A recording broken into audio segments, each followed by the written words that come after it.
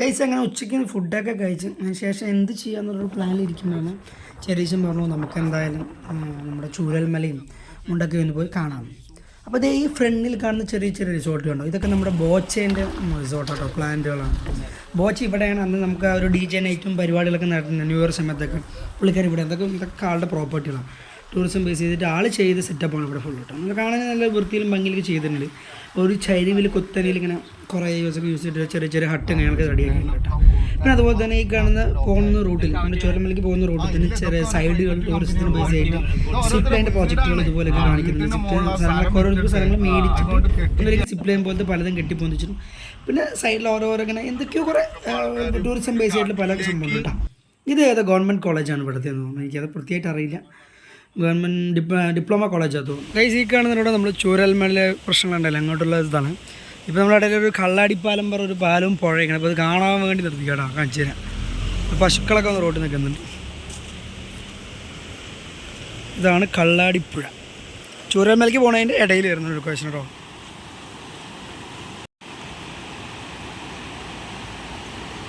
അതേപോലെ തന്നെ ഇപ്പോൾ ഇവിടെ ചെറിയ രീതിയിലുള്ള ബസ് സർവീസിങ് അങ്ങനെയൊക്കെ തുടങ്ങിയിട്ടുണ്ട്. ശരിക്കും ഇവിടെ എല്ലാം ബ്ലോക്ക് കാണാം, അലോഡല്ല.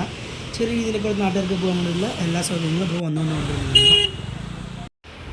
കുറേ നേരം ഈ പശുക്കൾ റോഡിൽ തന്നെ നിൽക്കുന്നുണ്ട് കേട്ടോ. കള്ളാടിപ്പാലത്തിൻ്റെ ഫ്രണ്ടിൽ ഈ പശുക്കൾ നിൽക്കുന്നത് നല്ല ഭംഗിയുള്ളൊരു കള്ളാടിപ്പാലം കാഴ്ചകൾ നമ്മൾ കണ്ടിട്ട്. അപ്പോൾ എന്താണ് നേരെ തിരിച്ച് പിന്നെയും പോകാൻ കേട്ടോ.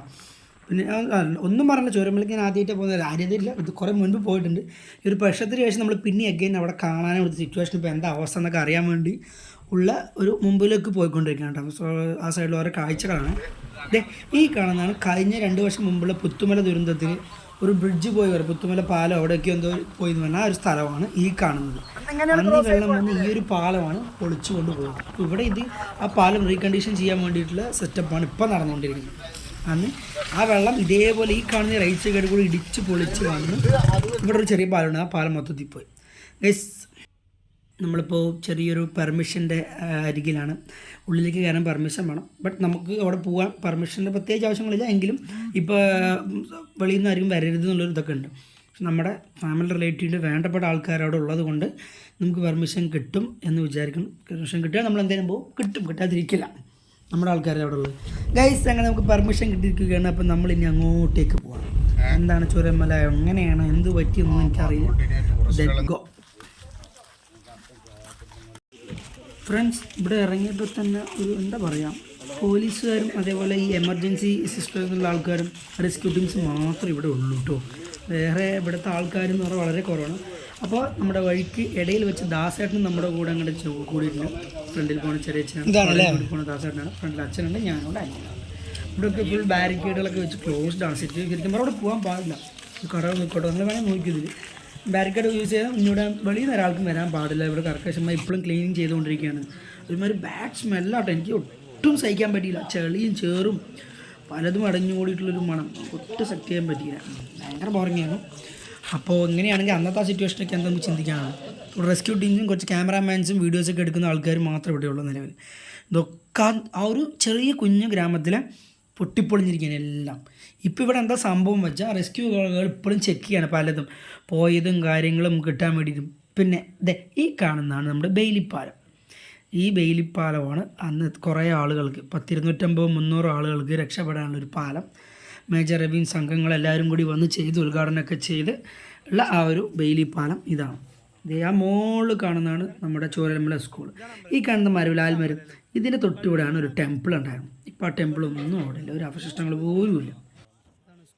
സീരിയസ്ലി ഞാൻ നെഞ്ചത്ത് കൈവച്ച് വന്ന് പറയുകയാണ്, ഇവിടെ വന്നാൽ കണ്ടാൽ ഇത് അതിൻ്റെ ഒരു വ്യാപ്തി, ആ ഒരു ഇതിൻ്റെ ഒരു ഡെപ്ത് നമുക്ക് അറിയാൻ പറ്റുള്ളൂ. ഈ ഒരു ഡിസാസ്റ്ററിൻ്റെ നമ്മളിങ്ങനെ കാണുമ്പോൾ പോലും ഞാൻ ഇത്രയും ആവുകയെന്നുണ്ടെങ്കിൽ ശരിക്കും അനുഭവിച്ചവർ എത്ര രീതിയിൽ ഞാൻ ഇപ്പോൾ ആലോചിക്കാം കേട്ടോ. ഭയങ്കര ഒരു തന്നെയാണ്. ഇത്രയും വെള്ളവും പ്രശ്നങ്ങളൊക്കെ ഉണ്ടായിട്ട് ആ കാണുന്ന ആൽമരം, ആ റൈറ്റ് സൈഡിലേക്ക് കാണുന്ന ആൽമരം അത് മാത്രം പുഴങ്ങി പോയിട്ടില്ല കേട്ടോ.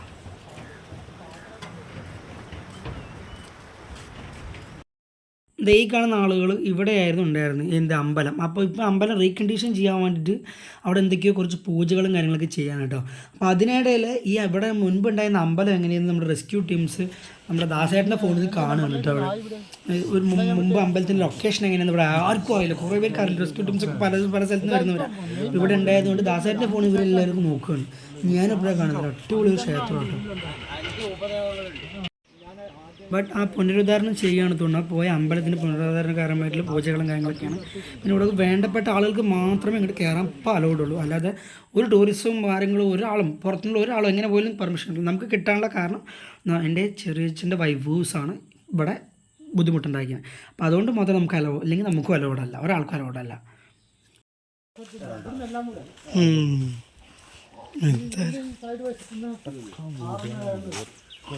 എല്ലാം പോയില്ല. എന്തോ അവിടെ അത്രയും ഫുള്ള്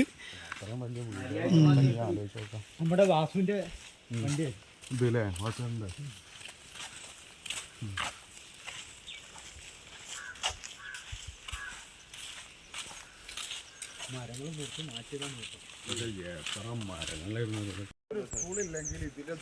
നമുക്ക് നീക്കുന്ന സ്ഥലത്ത് നിന്നാണ് ഒരുപാട് ബോഡി കിട്ടിയെന്നാണ് പറയുന്നത്. എല്ലാം വന്നിങ്ങനെ അടിഞ്ഞു കൂടിയതും ഇതുപോലെ ഈ ബിൽഡിംഗ് ഒന്ന് ഇതുവരെ അതൊക്കെ പൊളിഞ്ഞു പോയതാട്ടോ. ഈ കാണുന്ന ഈ മരങ്ങളൊക്കെ അല്ലേ ഫുള്ള് ഇവിടെ വന്ന് അടിഞ്ഞു കൂടിയത്. അത്രയും മരങ്ങൾ മുറിച്ച് മാറ്റി JCB കൊണ്ടൊക്കെ എടുത്ത് മാറ്റിയൊന്ന് ആലോചിച്ച് നോക്കിയാൽ അപ്പോൾ ദുരന്തത്തിൻ്റെ ഒരു വ്യാപ്തി. ഞാൻ ജമ്മത്ത് ഇങ്ങോട്ട് വരാൻ പറ്റുമെന്ന് വിചാരിച്ചില്ല കേട്ടോ. പക്ഷേ വന്നപ്പോൾ തന്നെ എനിക്ക് എന്ത് ഒരുമാതിരി ഇത് കാണുമ്പോൾ നമുക്ക് അറിയാൻ പറ്റുള്ളൂ. നേരിട്ട് കാണുമ്പോൾ അറിയാൻ പറ്റുള്ളൂ. ഇവിടുത്തെ എത്രത്തോളം വീഡിയോയിലൊക്കെ നമുക്ക് പറയാൻ പറ്റില്ല. നേരിട്ട് കാണുമ്പോൾ അറിയാൻ പറ്റുള്ളൂ. ബാക്കിൽ കാണൊക്കെ കുറേ വീടുകളുണ്ട്. എല്ലാം പോയി. ഇവിടെ ഒരാൾക്കും ഇവിടെ താമസിക്കുന്നില്ല. ഇത്രയും വലിയ ബിസിനസ് ഞങ്ങൾക്കിവിടെ കയറാൻ പറ്റും. ഇവിടെ അറിയുന്നൊരു ഒരാളുടെ കൊണ്ട് മാത്രമേ എനിക്ക് അറിയാം. നോക്കിയൊരു കിഗറിൻ്റെ കാറൊക്കെ കിടക്കുന്നുണ്ടല്ലേ. ഈ കാണുന്ന അത്രയും എല്ലാ വീടുകളും പോയി. എല്ലാം പോയി പറഞ്ഞാൽ എല്ലാം പോയി. ഈ ഞാനാലോചിക്കണം ഇത്രയും വലിയ പാറക്കല്ലുകൾ നമ്മൾ ന്യൂസ് ചാനലിൽ കാണുമ്പോൾ വല്ലാത്തൊരു സംഭവം തന്നെയാണ്. പക്ഷെ ഇത്രയും വലിയ ഈ പാറക്കല്ലുകൾ ഉരുണ്ട് വരിക എന്ന് പറയുമ്പോൾ എന്താ ആലോചിച്ചിട്ട് പോലും ഒരു എത്തുപിടി കിട്ടിട്ടില്ല. അത്രയ്ക്ക് വലിയ സംഭവമാണ്. അത്രയ്ക്ക് വലിയ തന്നെ കേട്ടോ. നേരത്തെ ഒന്ന് കാണാൻ അറിയാൻ പറ്റുള്ളൂ ഇതിനെ പറ്റിയിട്ട്. ഇവിടെ ഒരു 2 നില വീട്, ഇവിടെ വീട്, ഇതൊക്കെ പോയി. ഇവിടെ ഒന്നുമില്ല. കുറേ സ്ഥലങ്ങൾ അങ്ങനെ ഇല്ലാണ്ടായി മൊത്തത്തിൽ.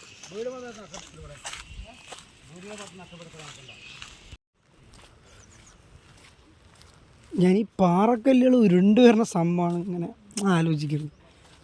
അപ്പോൾ ഞാൻ TV പോലും ഇത്രയും പ്രതീക്ഷയില്ല. ഇവിടെ വരാൻ കാരണം എൻ്റെ അമ്മയുടെ നമ്മുടെ അച്ഛയുടെ അനിയൻ്റെ വൈഫും ഫാമിലിയൊക്കെ ഇവിടെയാണ്. അവരുടെ വീട്ടിൻ്റെ ഭാഗമാണിത്.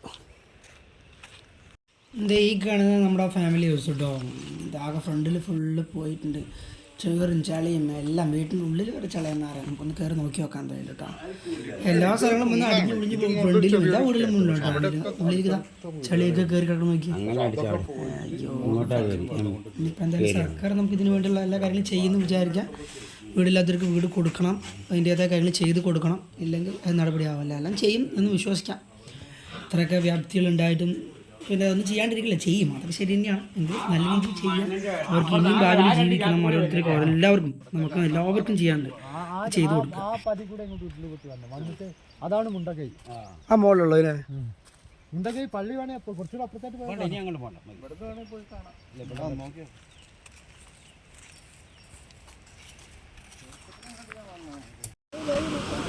ഇപ്പോൾ ആ മുകളിൽ വെള്ളം ഇപ്പോൾ ചളിയെല്ലാം പോയിട്ട് ഇങ്ങനെ ഓരോ റൂട്ട് വഴി വരികയാണ്. നമ്മൾ വല്ലാത്തൊരു നമ്മൾ എന്താ പറയുക, നമ്മളൊക്കെ എത്ര ഭാഗ്യവന്മാരാണ്. എന്നല്ല എന്താ വെച്ചാൽ ഈ ദുരന്തത്തിലൂടെ നമുക്ക് എന്താ പറയുക, ഒന്നും പറയാൻ കിട്ടുന്നില്ല. നല്ലൊരു സിറ്റുവേഷനാണ് സത്യം. ആദ്യമായിട്ടാണ് ഇങ്ങനെ റിയലൈസ് ആയ സംഭവം കാണുന്നത്, നേരിട്ട് കാണും. അയ്യോ,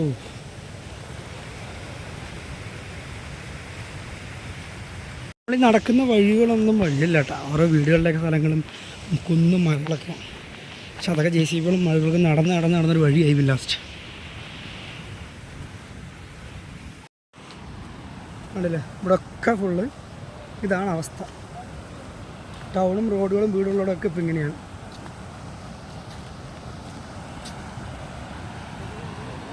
ഇവിടെ ആർക്കും ഒരിക്കലും പ്രവേശനമൊന്നുമില്ല. നമുക്ക് അത്രയും വേണ്ടപ്പെട്ട ആൾ ഇവിടെ ഉണ്ട്, അതുകൊണ്ട് മാത്രം നമുക്ക് അലവ് കിട്ടും. അല്ലാണ്ട് അനധികൃതമായ കയ്യേറ്റം അങ്ങനെയൊന്നുമല്ല. നമ്മൾ പെർമിഷൻ എടുത്ത് CSIമാർ പെർമിഷൻ എടുത്തിട്ട് നമ്മൾ വിളിക്കുക. ആ കാണുന്നുണ്ടോ?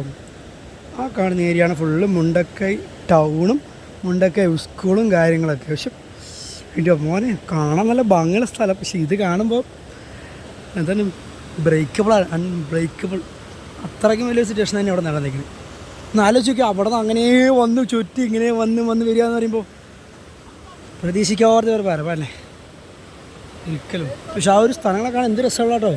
വെറുതെ അല്ല, ഈ ഒരു ചൂരൽമല മുണ്ടക്കൈനെ പറ്റി പാട്ടുകളും വരികളും ആളുകൾ അതിന് ഇഷ്ടപ്പെടും. നല്ലൊരു ടൂറിസം സ്ഥലമായിരുന്നു. ഇതൊരിക്കലും വാസയോഗ്യമാവില്ല. വല്ലാത്തൊരു ഡിസാസ്റ്റർ തന്നെയാണ് നമുക്ക് നടന്നേക്കുന്നത്.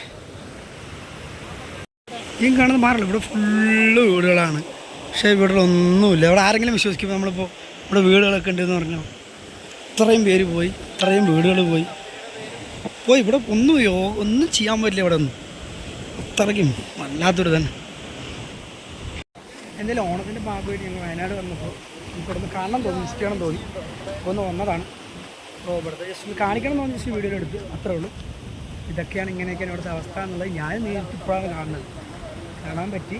ഇതൊരിക്കലും അംഗീകരിക്കാൻ പറ്റാത്ത സിറ്റുവേഷൻ തന്നെ കേട്ടോ. ഒരിക്കലും പറ്റില്ല, ആർക്കും പറ്റും ഇത്ര നല്ല ബുദ്ധിമുട്ട് സിറ്റുവേഷൻ. പക്ഷെ എന്ത് ചെയ്യാം, എല്ലാം ദൈവത്തിൻ്റെ കൈകളിലല്ലേ എന്ന് പറഞ്ഞാൽ ദൈവത്തിൻ്റെ കയ്യിൽ ചില സമയങ്ങളിൽ ചെറുത്താൻ്റെ കയ്യിലേക്ക്. അതാണ് ഈ കാണുന്നത്. കുടുംബങ്ങൾ എത്ര ലക്ഷങ്ങളൊക്കെ കൊടുത്ത് കെട്ടിയ വീടായിരിക്കും ഇതൊക്കെ. ഒന്നുമില്ലാതെ പോയി ആലോചിച്ച് നോക്കി, ഇടിച്ച് കയറി ഇല്ലാണ്ടായി. തന്നെ എത്ര ലക്ഷങ്ങളുടെ കോടികളുടെ വീടുകളാണ് പോയിരിക്കുക. ഇവർക്കൊക്കെ ഇനി ഒരു വീട് കിട്ടണമെന്ന് പറഞ്ഞാൽ എന്തായാലും എല്ലാം പോയി. ആ ഉള്ളവർക്കെങ്കിലും സുഖമായി ജീവിക്കാനും സാമ്പത്തികമാനിയൊക്കെ എന്തായാലും നമ്മൾ ഗവൺമെൻറ് എല്ലാം കൊടുക്കുന്നു വിചാരിക്കണം. കൊടുക്കട്ടെ. ഒട്ടും അക്സെപ്റ്റ് ചെയ്യാൻ പറ്റത്തില്ല. ഞാനിങ്ങനെ ഒരുമാതിരി മരവിച്ച അവസ്ഥ സത്യം പറയാം എനിക്കൊക്കെ ഇപ്പോൾ. സീരിയസ്ലി ഇതൊരു ഇതില്ല ഇങ്ങനെയൊക്കെ ഉണ്ടായില്ലേ എന്നുള്ളത്. എന്താ പറയപ്പോൾ അങ്ങനെ സംഭവം കേട്ടോ, ഒന്നും പറയാനില്ല. നിലവിൽ എന്നിട്ടിപ്പോൾ ചൂരൽമലയിൽ ചെറിയ 1-2 ടീ സ്റ്റാളുകൾ മാത്രം തുറന്നിട്ടുള്ളൂ. അതെന്തിനു വെച്ചാൽ ഇവിടെ സന്നദ്ധ പ്രവർത്തകർക്കും അതേപോലെ തന്നെ പോലീസ് ഉദ്യോഗസ്ഥർക്കും എമർജൻസി ആയിട്ട് അവർ വരുന്ന ആളുകൾക്കൊക്കെ വേണ്ടിയിട്ടാണ് കേട്ടോ. ഇത് ഇവിടുത്തെ MLA വന്നിട്ടുണ്ട്. MLA നമ്മുടെ ദാസേട്ടൻ MLA കണ്ട് സംസാരിക്കുന്നുണ്ട്. അപ്പോൾ മനസ്സിലല്ലേ നമ്മൾ വരാനുള്ള കാരണം എന്താണെന്നുള്ളത്. അപ്പോൾ അങ്ങനെയാണ്. ഇത് നിങ്ങൾക്ക് എവിടെ നിന്നാണ് ഈ സംഭവം പൊട്ടി വന്നതെന്ന് വേണമെങ്കിൽ അത് കാണിച്ചു തരാം. ഈ കാണുന്ന മലനിര ദാസേട്ടൻ്റെ വീടിൻ്റെ സൈഡാണ്. അപ്പോൾ ഈ നേരെ ഈ ലൊക്കേഷനിൽ ഇതോ അവിടെ ഒരു ലൊക്കേഷൻ കാണിച്ചു തരാം. അപ്പോൾ സൂം ചെയ്ത് കാണിച്ചു തരാം കേട്ടോ. അത് ആ ഒരു പോർഷനിൽ ഇത് ഫുള്ള് ചൂരൽമല മുണ്ടക്കൈ അങ്ങോട്ടുള്ള ഏരിയ ആണ്. ഇതിൻ്റെ ഈ ഒരു റൈറ്റ് സൈഡിലായിട്ട് കാണാം ഒരു പൊട്ടലിൻ്റെ ഭാഗം ഞാൻ കാണിച്ചു തരാം. വെയിറ്റ്. പക്ഷെ എന്ത് ഭംഗിയുള്ള സ്ഥലമല്ലേ. ഇത് കണ്ടത് ഈ കാണുന്ന സ്ഥലമാണ് പൊട്ടിപ്പൊളിഞ്ഞ് അങ്ങനെ കാരണം അങ്ങനെ ആ ഒരു മലയുടെ ആ ഒരു പോർഷൻ ഇടിഞ്ഞ് പൊളിഞ്ഞ് അങ്ങനെ